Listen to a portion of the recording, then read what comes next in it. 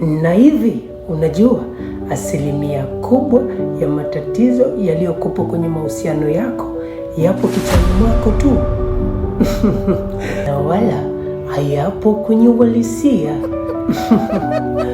Usicheke, hatushei dhambi.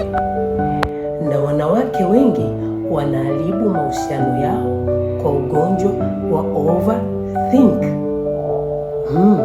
Overthink, kufikiria kupita kiasi. Ukiona hujajibiwa meseji, unahisi yupo na mwanamke mwingine na akikaa kimya, unahisi hakupendi tena. Simamisha hizo hisia. Wanaume na wanawake tupo tofauti. Muda mwingine mtu anahitaji kupumzisha akili. Na acha kujitesa.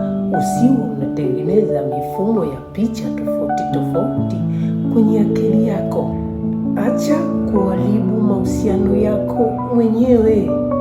Ili kuwa mwanamke wa kitofauti na mwenye mvuto, usisahau kufollow, kulike, kushare na kucomment. Na pia mtagi rafiki yako mmoja ili asipitwe na kipindi hichi. Chao.